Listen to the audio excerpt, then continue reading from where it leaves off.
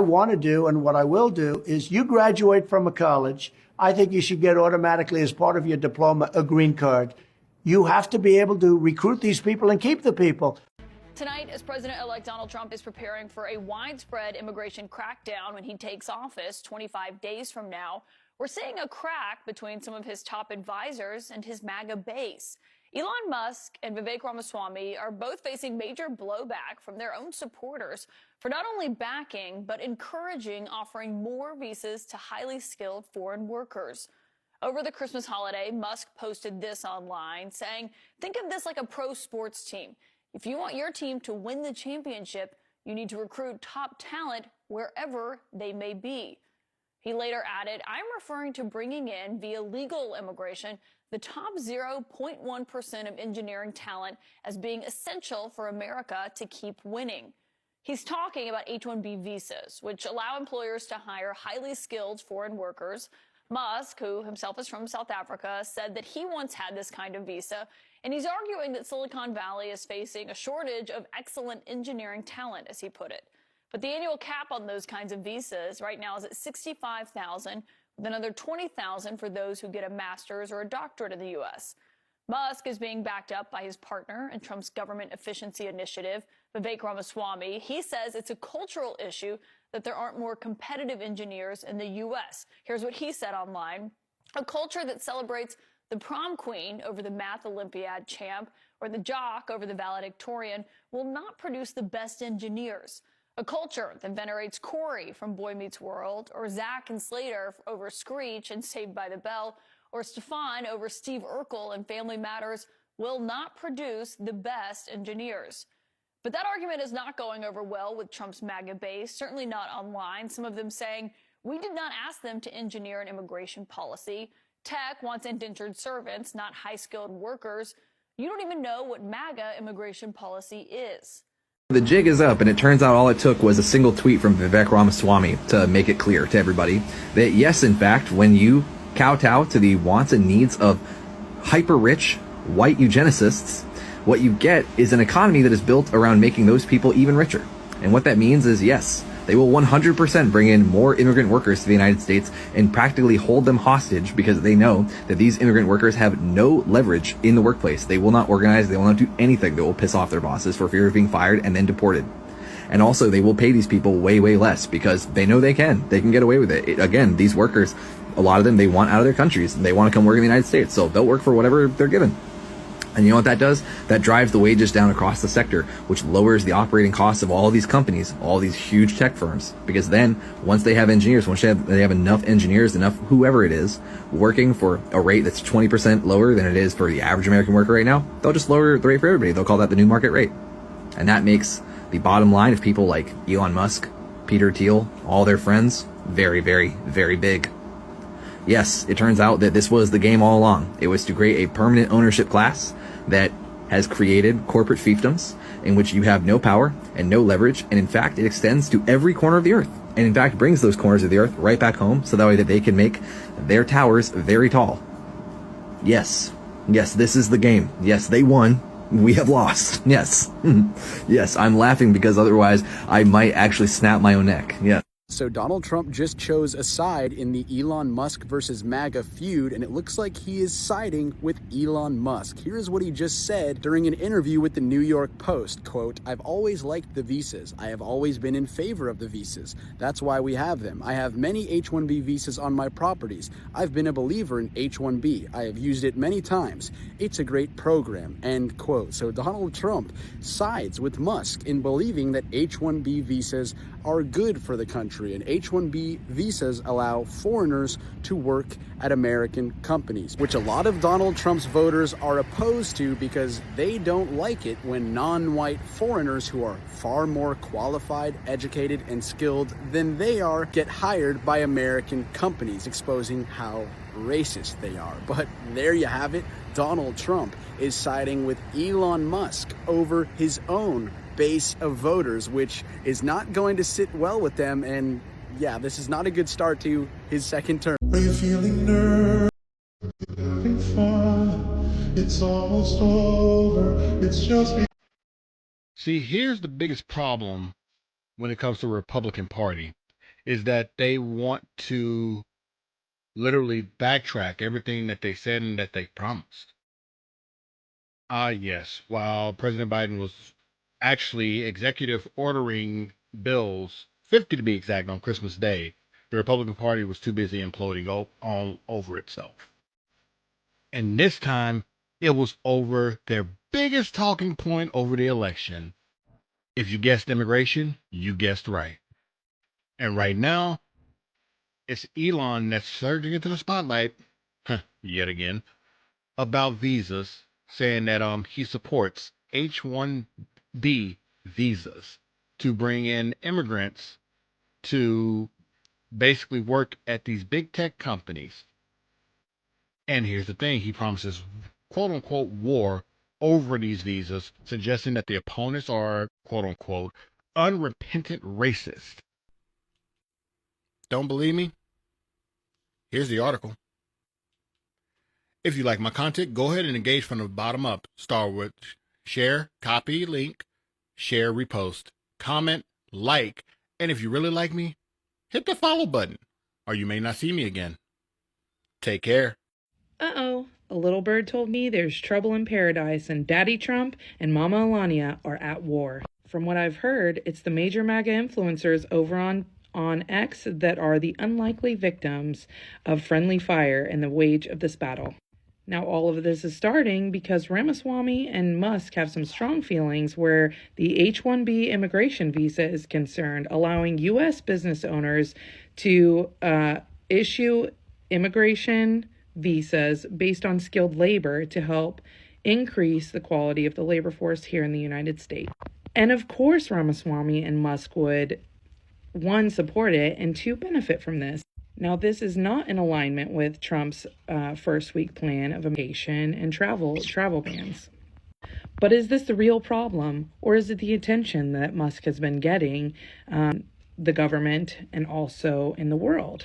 Elon himself has come out and said that he is the unofficial president, or joked about it, of the United States. Now, that would tweak the ego of any narcissistic man, or any regular person for that matter. But you know what I was thinking?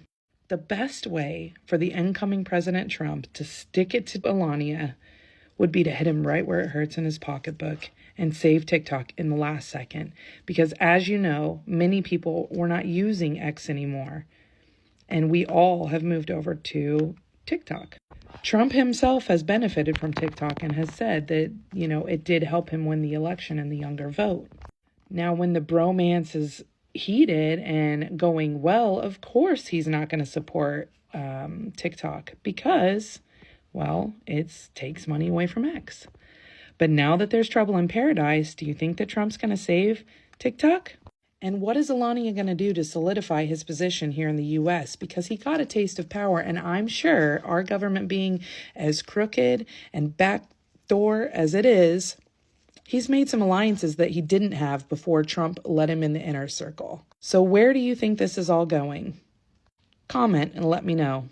I think Donald Trump is currently in the process of abandoning his more extreme and hateful base in favor of Elon Musk and Vivek Ramaswamy, specifically so he can play it safe for the next 4 years, operating as much within the law as he possibly can after pardoning himself, so that the Democrats don't have a reason to impeach him if they retake the House and Senate in 2026.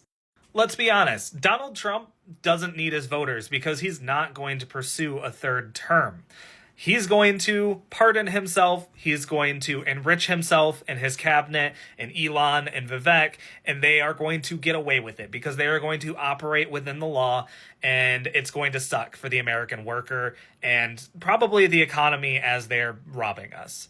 But we'll probably survive it. I think this means that we are less likely to see as many racial politics pop up in the Trump administration, hopefully, because he is dropping the base that really wants that to be a focus. So let me know what you think, because these are the vibes that I'm getting from the patterns I'm watching, and Donald Trump does not seem to be speaking out for Steve Bannon or any of the people who have followed him and propped him up for so long. And he does seem to be still rather chummy with Elon and Vivek. Musk versus MAGA. the immigrant labor debate. A fierce debate ignites among Trump supporters about immigrant labor's impact on American jobs. Some argue that skilled immigrants can benefit the economy and fill crucial job gaps. Others fear that increasing immigrant labor may threaten job security for American workers. This division highlights the complexities within Trump's supporter base regarding immigration policy. The outcome of this debate could shape future policies in the Trump administration. Join the conversation and subscribe for more updates.